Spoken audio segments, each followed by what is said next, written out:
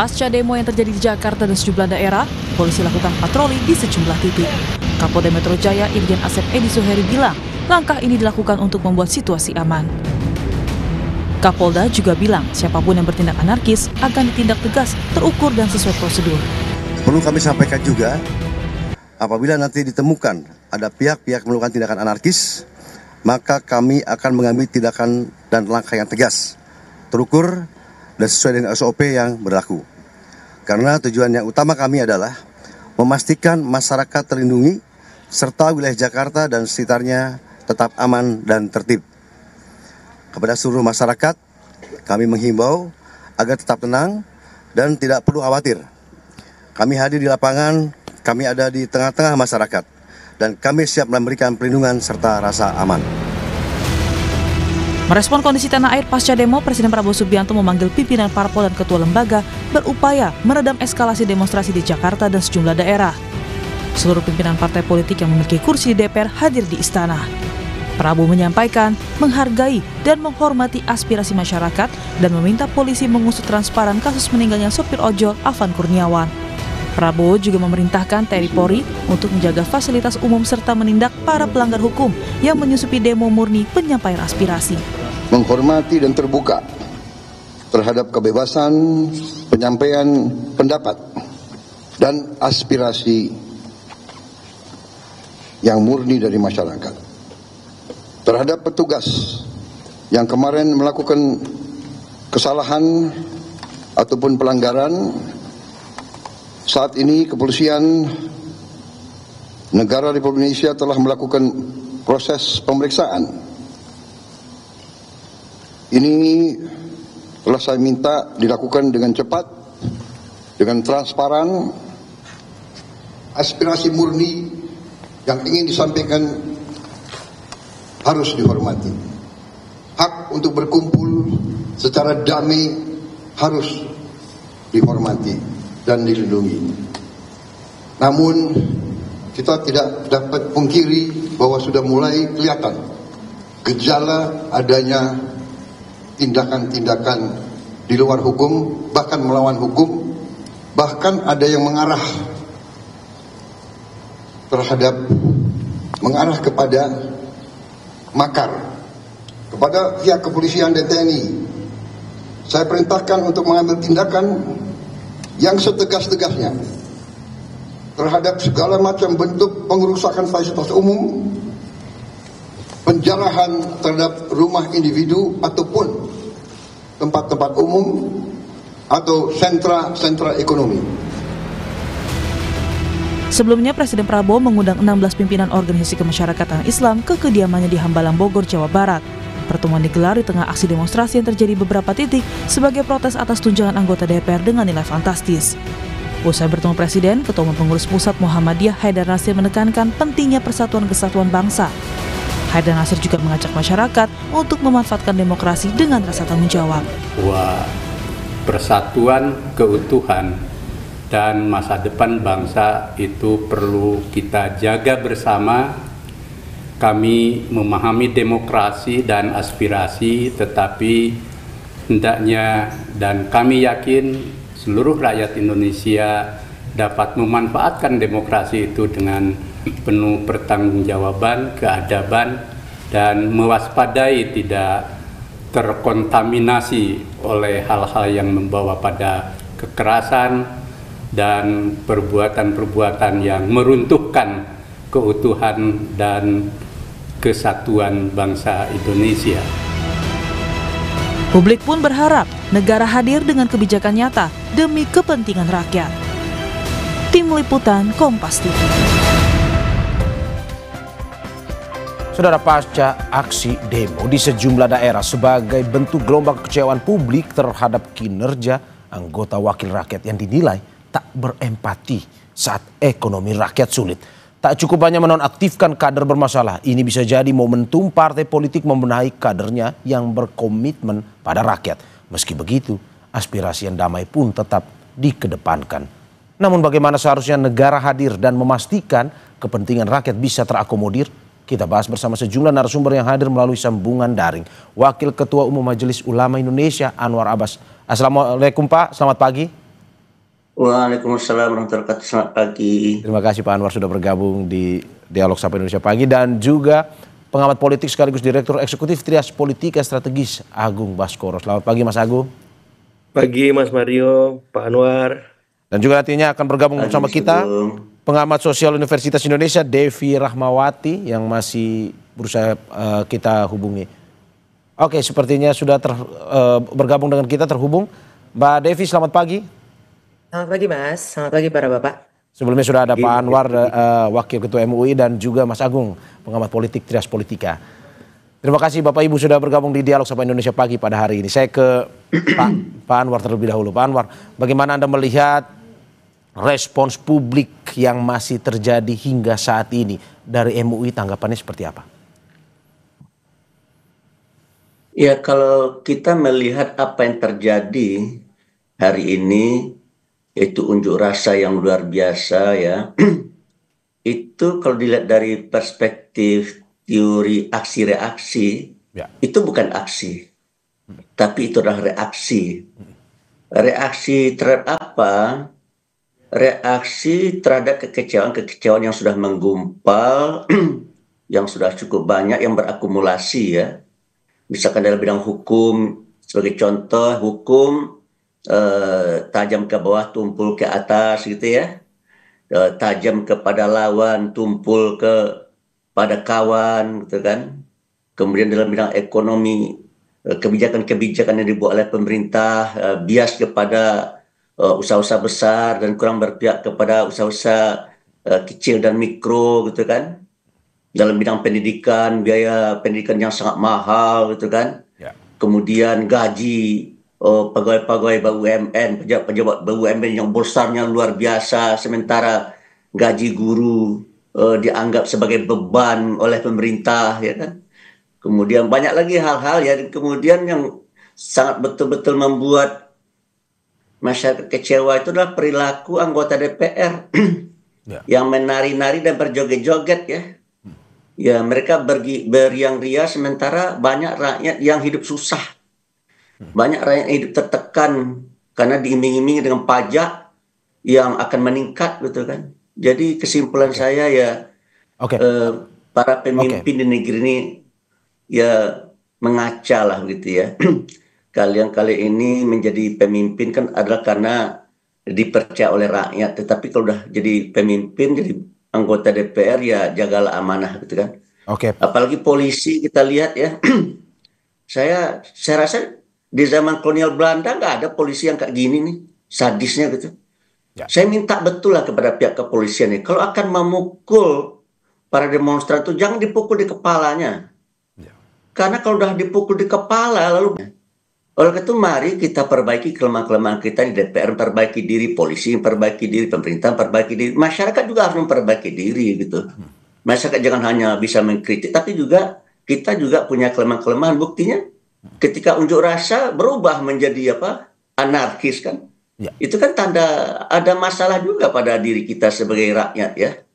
Tapi saya terus terang saja ya melihat pemerintah, terutama dalam pernyataan sikapnya presiden ya, beliau menghormatin hak-hak daripada masyarakat untuk menyampaikan pendapat. Saya rasa itu sudah bagus ya. Dan beliau juga sudah mengeluarkan instruksi supaya ya unjuk rasa diberi kebebasan untuk menyampaikan aspirasi. Tetapi kalau seandainya melebihi batas ya juga harus ada tindakan. Saya sudah tepat itu ya. Saya ke Mbak Devi. Mbak Devi, bagaimana Anda melihat bahwa respons publik masih sampai saat ini? Kabar hari ini juga masih akan demo, walaupun kemarin misalkan Presiden sudah memberikan pernyataan konferensi pers terkait dengan kebijakan tersebut. Dari Mbak Devi melihat apa sebenarnya yang tadi sudah disampaikan oleh Pak Anwar, penyebab-penyebabnya. Dari Mbak Devi melihat respons publik yang berkepanjangan ini, analisisnya seperti apa? Ya, tentu saya sepakat dengan beliau bahwa kenapa kemudian sekarang kita masuk pada fase krisis. Krisis itu sebenarnya terjadi ketika hanya bisa terjadi ketika kita salah meresponnya. Tanda-tanda bahwa masyarakat sudah tidak nyaman, masyarakat menuntut banyak hal itu bukan terjadi 1-2 hari belakangan ini. Sudah banyak kegelisahan, ketidaknyamanan yang diekspresikan oleh masyarakat, yang namun sayangnya direspon dengan tidak serius, salah satunya oleh apa yang tadi disampaikan Pak Anwar terkait ekspresi komunikasi nonverbal dengan joget-joget dan sebagainya. Padahal riset panjang sejak hampir 50 tahun terakhir, orang itu lebih menangkap bukan apa yang kita sampaikan, tapi apa yang kita lakukan dan kita ekspresikan. Nah, gestur ya? Kalau, sorry? Gestur maksudnya. Betul. Karena 80% manusia itu hanya menangkap apa yang kemudian dilakukan oleh orang lain di depannya, bukan apa yang dia katakan, gitu ya. Jadi tanda-tanda bahwa masyarakat merasa sendirian dalam hal ini sudah cukup panjang begitu ya. Nah, jadi kalau kemudian sekarang ada ketakutan karena kemudian penjarahan dan sebagainya, kalau saya menggunakan analogi, coba kita bayangkan ada sepotong kayu kering, lalu sebuah percikan api menyentuhnya. Apa yang terjadi? Jelas kobaran api. Tapi sungguh naif jika kita hanya menyalahkan percikan api itu. Yang perlu kita tanyakan adalah, kok bisa ya ada tumpukan kayu kering itu ada di sana. Nah, ini adalah analogi yang coba saya gunakan untuk memahami fenomena penjarahan yang juga mewarnai aksi unjuk rasa beberapa hari belakangan ini. Sayangnya kita semua hanya terpaku pada percikan apinya. Orang lupa bahwa kenapa kemudian ada kayu kering tadi. Ini yang perlu sama-sama secara jernih kita analisa. Oke, Mbak Devi, tadi Pak Anwar sudah sedikit memberikan detail terkait dengan apa saja yang mungkin bisa memicu kemarahan publik. Apakah menurut Anda juga dari pengamatan sosial Anda bahwa kebijakan-kebijakan yang disampaikan oleh pemerintah saat ini, Mbak Devi, itu kebijakan yang kurang populis sebenarnya atau bagaimana? Ya, yang menarik adalah kenapa sih orang kecewa?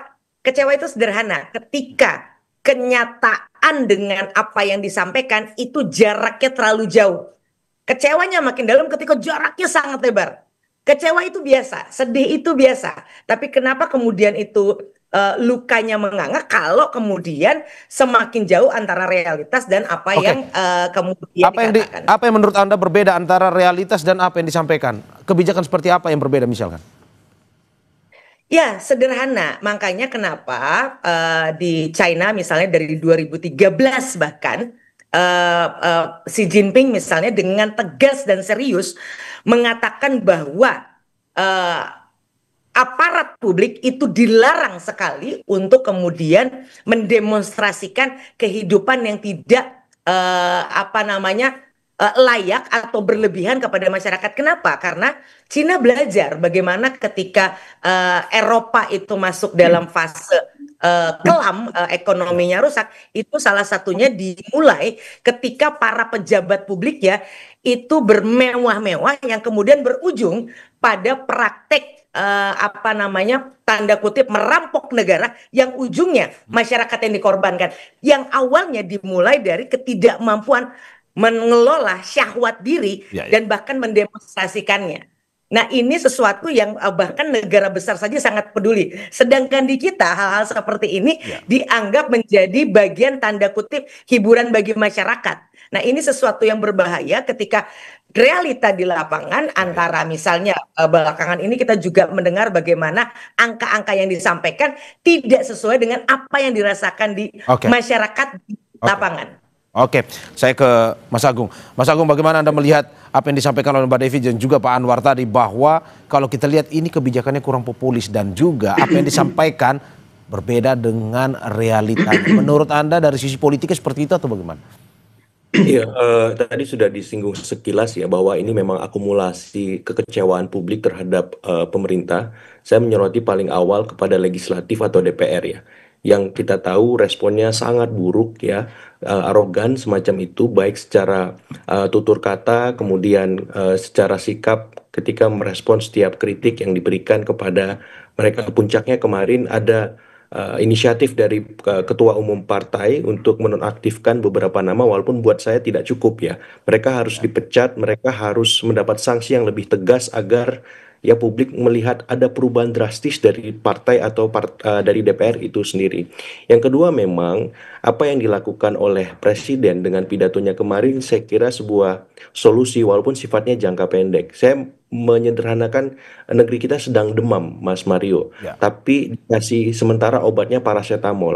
Nah, akar muasal penyakit demam ini kan bisa jadi batuk, flu, atau bahkan lebih jauh TBC dan seterusnya, butuh antibiotik, butuh obat yang lebih keras, butuh treatment yang lebih maksimal supaya apa? Akar permasalahannya bisa dicabut. Contoh misalkan di legislatif, ini gimana caranya mereformasi DPR RI. Contoh di kepolisian, bagaimana kepolisian bisa lebih baik menangani ya masa-masa demonstran. Karena apa? Karena demonstrasi itu kalau saya sederhanakan, ada masa yang benar-benar demonstrasi, ada oknum-oknum massa yang mencoba menyusupi demonstrasi. Nah, itu bisa jadi dari masa demonstran itu oknumnya, tapi juga ada oknum dari aparat itu sendiri. Oke. Saya nggak kebayang rumah Ibu Sri Mulyani bisa disasar begitu luar biasa kan. Selama ini Ibu Sri Mulyani sangat menjaga privasinya. Kok bisa orang dibiarkan, ya orang tahu banyak rumah Ibu Sri Mulyani? Itu nggak boleh, itu harus diusut tuntas kalau saya. Ya, terus bagaimana kemudian di level eksekutif, ya pemerintah bisa lebih baik merespon setiap ya kebijakan yang dia buat, dievaluasi, jangan jalan langsung seperti itu, Oke, Mas, sebagai oke. Saya kembali ke Pak Anwar. Pak Anwar, Presiden kemarin seperti yang disampaikan, kita menonton kemarin Presiden menyampaikan konferensi persnya, ada beberapa imbauan yang disampaikan pula, termasuk misalkan pencabutan tunjangan, membatalkan itu, moratorium ke luar negeri juga. Dari MUI, apakah memang ini salah satu yang disampaikan kemarin ke Presiden pada saat pertemuan di Hambalang dan juga memang sudah memuaskan ataupun memenuhi apa yang diinginkan oleh masyarakat? Ya, sebenarnya ya apa yang dilakukan oleh Prabowo ini sudah on right track menurut saya ya. Sebagai contoh dalam bidang ekonomi ya. Sistem ekonomi kita selama ini ya terlalu didominasi oleh sistem ekonomi liberalisme kapitalisme. Nah, Prabowo merubah ini menjadi sistem ekonomi sosialisme versi Indonesia atau yang disebut oleh menantu Bung Hatta dengan sosialisme religius atau yang disebut oleh pakar ekonomi yang sudah almarhum dari Gajah Mada sistem ekonomi Pancasila ya. Jadi ini sudah benar ini, yaitu sebuah sistem ekonomi yang berpihak kepada rakyat gitu. Nah, ini pasti akan mendapatkan perlawanan dari pihak-pihak tertentu, terutama mereka-mereka yang selama ini sudah menikmatin kue ekonomi yang sangat besar gitu ya. Nah, sekarang Prabowo ingin menggeser pada seluruh, terutama mereka-mereka yang ada di lapis bawah. Ini sudah benar menurut saya ya. Kemudian Prabowo juga mengazamkan untuk memberantas korupsi ya. Ya dia sudah mulai, cuma memang tidak mudah begitu kan. Karena apa? Karena tergantung juga kepada operator di lapangan gitu ya, di pihak kejaksaan dan pihak KPK. Jadi menurut saya memang Prabowo harus punya keberanian kalau dia memang konsisten dengan azam dan cita-citanya dan visinya ya, dia terpaksa mengganti orang-orang yang tidak mendukung konsep dia. Dan kalau seandainya beliau tidak berani mengganti, menurut saya ya ini bisa jadi bumerang bagi Prabowo menurut saya ya. Karena apa? Karena nanti Prabowo pasti akan terjebak dengan kata-kata. Dalam bahasa beliau sendiri ya akan terjebak dengan omon-omon ya. Dan kalau seandainya masyarakat sudah menilai Pak Prabowo omon-omon, maka trust pada Pak Prabowo akan jatuh, akan hilang, dan itu sangat berbahaya menurut saya. Bahkan itu akan mengancam eksistensi kepemimpinan beliau. Dan menurut saya itu tidak kita mauin. Oleh karena itu Pak Prabowo kita harapkan supaya berani menjadi pemimpin yang mandiri, yang tidak dineko-nekoin oleh yang lain gitu, dan tidak takut dengan ancaman-ancaman siapa saja. Karena saya yakin dan percaya bila Pak Prabowo bersama rakyat, maka rakyat insya Allah akan melindungi, akan berjuang bersama beliau. Oke. Jika memang pada akhirnya memang ini sesuai dengan apa yang kita inginkan, kembali ke masyarakat, ekonomi pun bisa mensejahterakan masyarakat.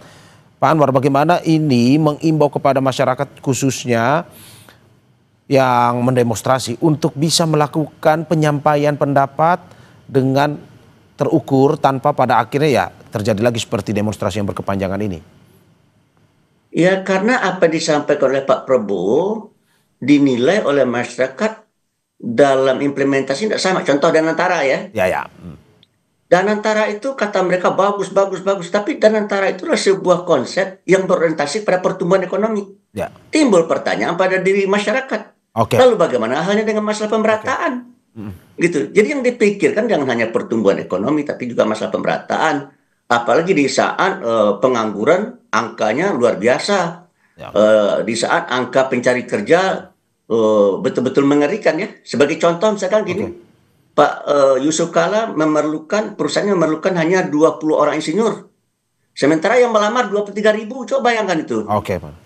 Yang dia perlukan hanya 20, yang melamar 23.000. Ada apa ini kan gitu kan? Oke. Oleh karena itu negara harus hadir. Nah, kalau negara harus hadir, kebijakannya bukan hanya kepada pertumbuhan ekonomi, tapi juga pada pemerataan. Oke. Jadi oleh karena itu bagi saya ya banyak hal-hal yang maksudnya baik, tapi ketika diimplementasikan ada kesenjangan antara maksud dengan realita. Gitu. Itu menjadi pertanyaan. Oke, saya ke Mbak Devi. Ini menarik bahwa sekali lagi disampaikan bahwa ada perbedaan antara realita dan juga apa yang disampaikan. Kalau dari Mbak Devi sendiri ini melihat ke depan, bagaimana apa yang sudah disampaikan oleh Presiden dalam konferensi pers kemarin, mencabut tunjangan, memberhentikan anggota DPR yang kemarin mendapat kritik dari publik, serta moratorium ke luar negeri. Menurut Anda, dari segi pengamatan sosial, sudah memuaskan publik untuk tidak lagi, untuk akhirnya menerima dan tidak lagi ini berkepanjangan demonstrasinya itu bagaimana? Ya, sepertinya belakangan ini dari mulai kemarin sore ada 11 atau 12 tuntutan yang menurut saya adalah tuntutan yang betul-betul tidak menguntungkan pribadi-pribadi manapun. Tapi kalau memang ini kemudian dijalankan, tentu akan menjadi bagian yang tidak terpisahkan untuk mencapai mimpi 2045 Indonesia Emas.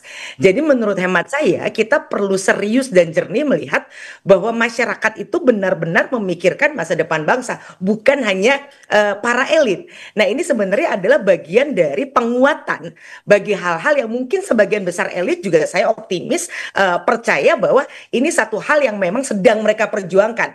Hanya saja memang ada proses yang masyarakat melihat kenapa ya ada hal-hal yang sangat lama sekali, tapi di satu sisi ada hal-hal yang kelihatannya dengan mudah kemudian diproses. Nah, gambaran-gambaran seperti ini di hari ini dengan saluran informasi yang begitu mudah dicapai, sangat sulit bagi siapapun untuk sekedar berretorika karena informasi yang cepat membuat masyarakat dengan mudah kemudian melakukan risetnya sendiri, apakah harapan mereka itu sudah dipenuhi atau tidak. Nah, tapi yang perlu kita pahami adalah jangan kemudian kita harus ingat bahwa Martin Luther King misalnya pernah bilang kerusuhan yang kalau sekarang kan akhirnya fokusnya justru pada kerusuhannya, itu adalah sebenarnya bahasa dari mereka yang tidak didengar. Jadi sekali lagi kita kemudian jangan memojokkan masyarakat, jangan kemudian hanya sekedar sekarang fokus pada siapa yang menjarah apa, ini ada yang tidak beres dan sebagainya. Ingat, jangan lupa pelajaran dunia misalnya tahun 65 di Amerika juga pernah terjadi, bagaimana tokoh-tokoh yang disasar itu sangat spesifik. Seperti kemarin belakangan ini yang disasar spesifik sekali. Nah, ini menunjukkan bahwa memang masyarakat dengan sangat serius menyasar simbol-simbol yang dianggap mewakili ketidakadilan. Jadi tolong jangan kemudian kita lagi-lagi menutup membutakan telinga dan menulikan mata kita dengan kemudian hanya fokus pada penjarahannya. Ingat, ada pesan yang sangat serius yang disampaikan oleh masyarakat yang tolong juga serius direspon. Oke, saya ke Mas Agung. Mas Agung, ada respons dari masyarakat untuk ini menyampaikan apa yang menjadi ketidakpuasan mereka. Menurut Anda DPR salah satunya, dan bagaimana kemarin Presiden memanggil partai politik tersebut, ketua umumnya, apa yang harus dilakukan sebenarnya selain apa yang disampaikan oleh Presiden kemarin? Ya, hari ini semua massa turun ke jalan untuk demonstrasi, Mas. Salah satunya pusatnya itu di DPR. Sambut mereka. Anggota-anggota Dewan harus standby di sana, mendengar aspirasi masyarakat. Ajak mereka masuk, diskusi, dialog, jalankan fungsi-fungsi pengawasan, legislasi, budgeting, representasi. Jangan lagi ada jarak di masyarakat. Jangan terputus aspirasi mereka dengan orang-orang yang mewakilinya. Jadi saya kira hari ini mata kita melotot melihat DPR RI.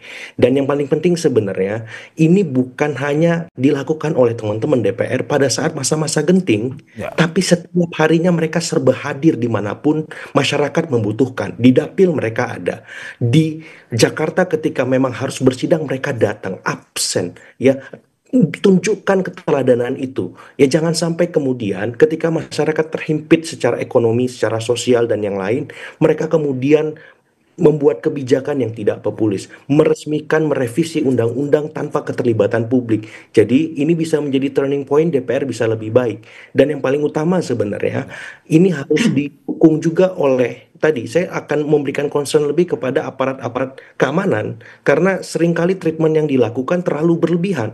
Tadi Pak Anwar bilang, dipukul kepalanya, atau penggunaan gas air mata berlebihan. Jangan begitu. Ya, jangan sampai yang muncul akhirnya gesekan antar warga, antar rakyat. Ya, jadi maksud saya kedepankan persuasi, humanisme, supaya apa? Masyarakat juga simpati dengan aparat, gitu. Karena kalau misalkan DPR-nya nggak jalan, aparatnya koersif, kemudian sangat keras, ini bisa bahaya, gitu. Efeknya semuanya akan meminta eksekutif, semuanya akan bertumpu di sini. Ini bahaya ya. Kalau misalkan saluran di legislatif dan aparat bermasalah, eksekutif akan mendapat beban yang sangat besar, dan ini produktif efeknya seperti itu. Dan Mas Agung, pertanyaannya apakah memang ini adalah tanda bagi partai politik untuk melakukan reformasi internalnya? Sebelum Anda menjawab, kita saksikan jeda berikut. Oke.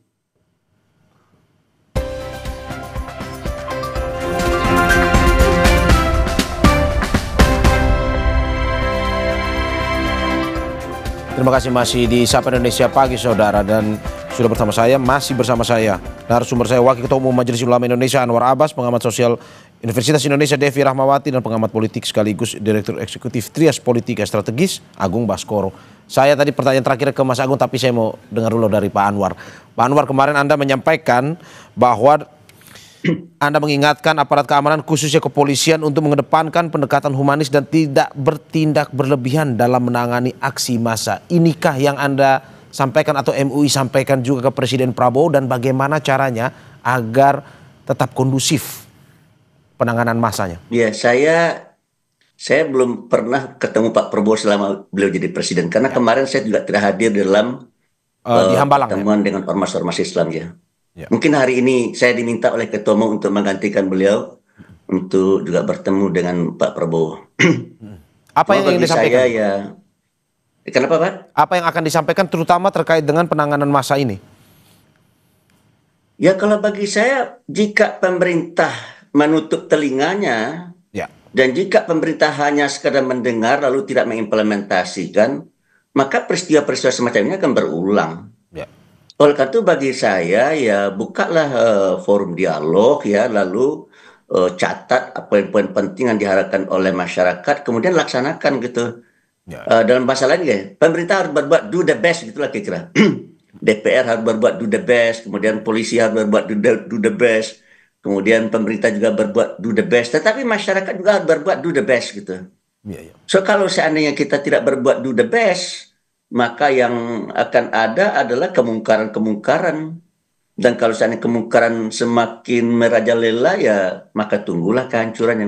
Oleh karena itu saya melihat ya, saya ini maaf nih ya, saya tidak memilih Pak Prabowo loh dalam pemilu 2024. Tapi tahun 2014 saya memilih beliau, tahun 2019 saya memilih beliau, tapi 2024 saya tidak pilih.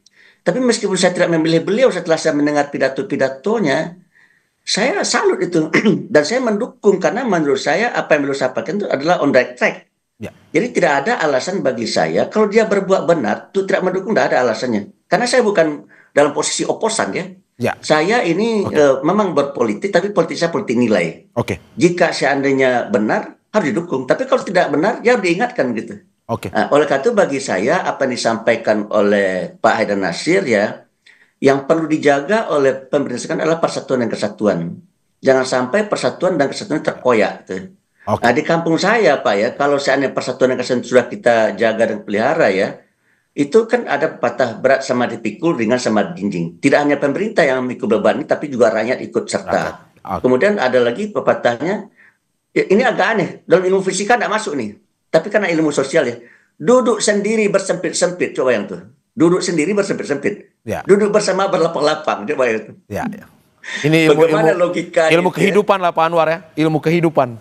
Ilmu kehidupan. Bertentangan dengan ilmu fisika ya, tapi begitulah rumus hidup gitu. Kalau pekerjaan kita urus sendiri, pusing kepala kita. Tapi kalau seandainya kita bagi-bagi pekerjaan ini, kita kerjakan secara bersama-sama, maka insya Allah ya, the glorious era of Indonesia itu akan datang. Saya yakin dan percaya, karena negara kita sangat kaya. Demikian, terima kasih. Saya ke Mbak Devi. Mbak Devi, bagaimana Anda melihat bahwa perintah Presiden kepada Panglima dan juga Panglima TNI dan juga Kapolri menindak secara tegas dan terukur? Kalau menurut Anda, harus seperti apa tegas dan terukur ini agar tetap kondusif antara aparat yang mengamankan dan juga demonstran tetap bisa menyampaikan aspirasi tanpa ada demonstrasi atau yang berkepanjangan seperti ini? Ya, pendekatan keras semata jelas hanya seperti menyiram bensin ke api.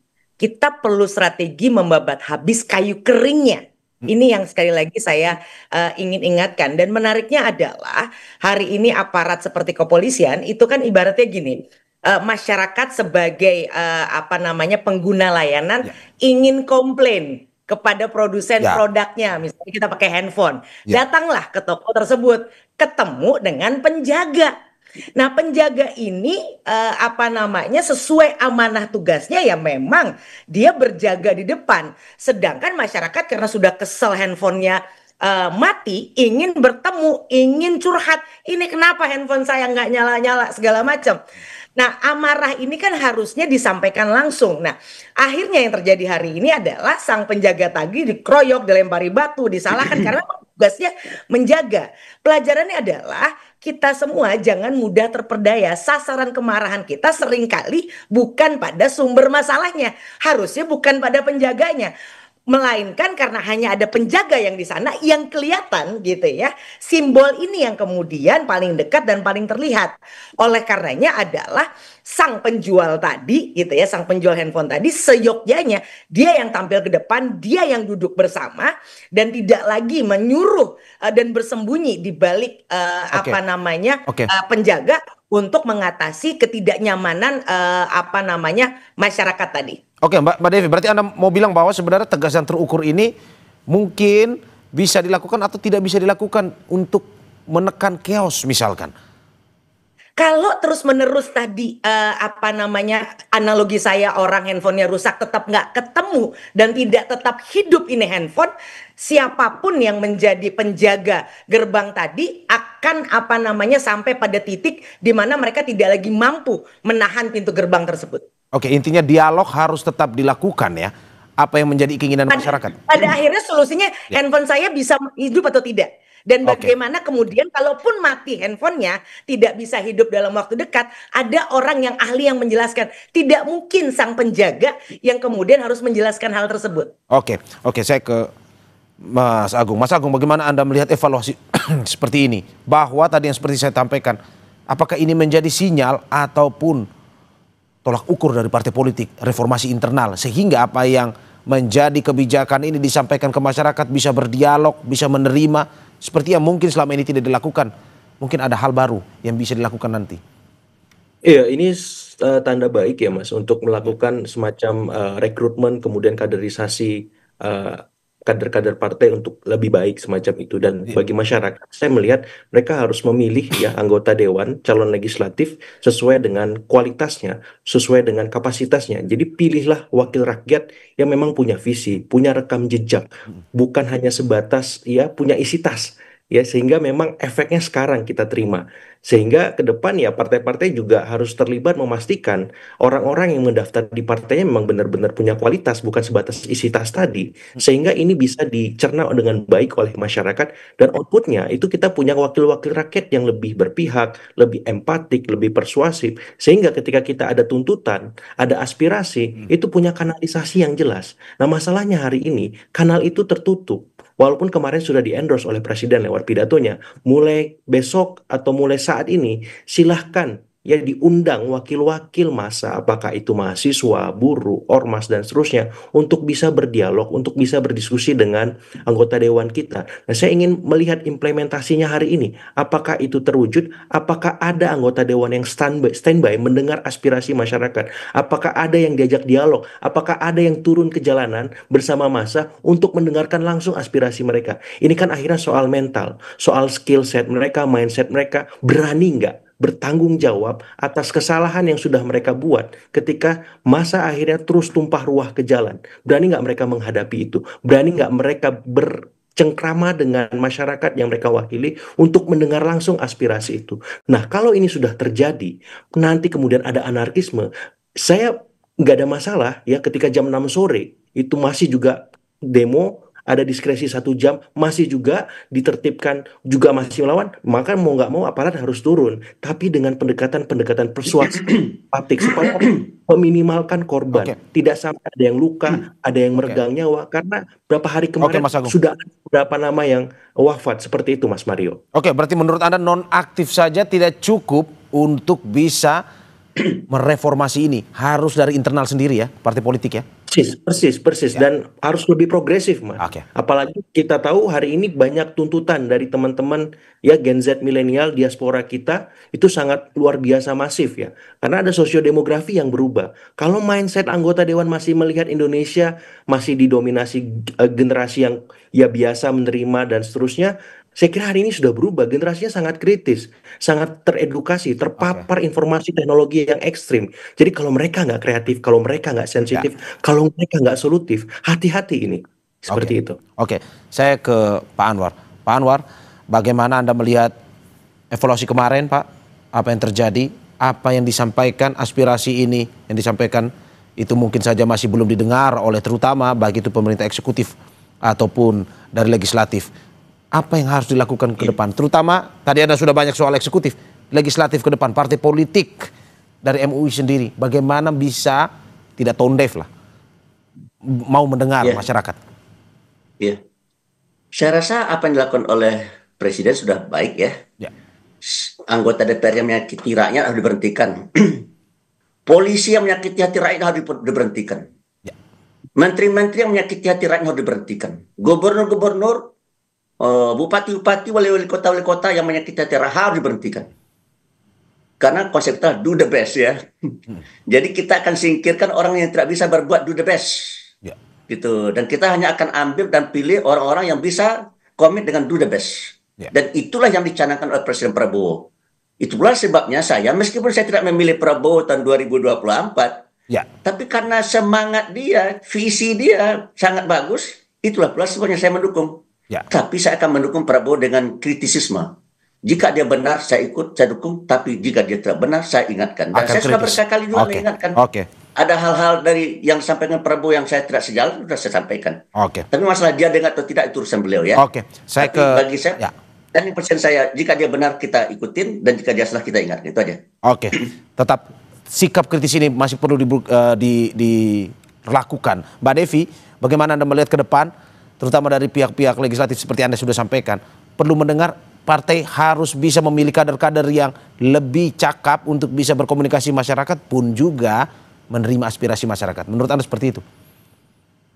Ya, komunikasi yang didengarkan adalah komunikasi yang berbasis kebenaran, bukan kebohongan. Jadi Anda bilang Anda baik tapi di belakang Anda tanda kutip mencuri, komunikasi Anda tidak akan berarti apa-apa. Jadi komunikasi di ujung yang harus dimulai dari aksi nyata. Jadi ini yang mungkin dugaan saya kenapa hari ini misalnya anggota dewan belum menemui, karena mungkin mereka khawatir apa yang dikomunikasikan tidak sesuai dengan apa yang dapat dilakukan. Nah, memang solusi jangka panjangnya jelas urusan kesenjangan tadi itu akar masalahnya. Oleh karenanya pemerataan ekonomi, pemberantasan korupsi dan akses layanan publik yang merata menjadi vaksin terbaik untuk mencegah ledakan sosial. Yang kedua, untuk jangka menengah jelas perbaiki dan perkuat komunikasi publik. Para pemimpin wajib berempati, hindari komunikasi sensasional yang hanya memicu kepanikan moral. Dengarkan keluhan masyarakat sebelum kemudian berubah menjadi teriakan di jalanan. Dan ketiga, aksi jangka pendeknya adalah tangani krisis dengan cerdas dan cekatan. Saat kerusuhan terjadi, prioritasnya jelas keamanan dan keselamatan, lalu kemudian bereaksi terhadap akar unjuk rasa. Oke, Mbak Liv. Saya terakhir ke Mas Agung, singkat saja Mas. Bagaimana Anda melihat apa yang harus dilakukan ke depan? Seperti yang tadi disampaikan, dialog, oke. Tetapi apa yang menjadi aspirasi masyarakat perlu dilakukan secara realnya juga dilakukan. Ya, legislatif ya Mas, saya berharap sekali mulai hari ini bekerja, kalau bisa dulu lebih dari 24 jam, 24 jam tuh. Kalau memang nggak bisa menyambut masyarakat, aktifkan itu kolom-kolom sosmed Anda. Aktif Anda di IG Live, TikTok Live, datangi media-media seperti Kompas ini untuk ngomong, untuk ngobrol. Jangan absen ketika masyarakat butuh, ya. Diundang, datang. Jadi tampil lebih berinisiatif, lebih proaktif supaya masyarakat mendengar suara Anda ketika situasi seperti sekarang. Jangan hilang dari peredaran publik seperti itu, Mas. Oke. Terima kasih Bapak Ibu atas apa yang disampaikan, dan kita harapkan memang ini menjadi sebuah evaluasi yang lebih konkret ke depan, baik itu untuk eksekutif maupun juga untuk legislatif demi bangsa kita sendiri. Terima kasih Wakil Ketua Umum Majelis Ulama Indonesia Anwar Abbas, pengamat sosial Universitas Indonesia Devi Rahmawati, dan juga pengamat politik sekaligus Direktur Eksekutif Trias Politika Strategis Agung Baskoro atas apa yang disampaikan. Terima kasih Bapak Ibu, sehat-sehat selalu. Terima kasih semua. Terima kasih.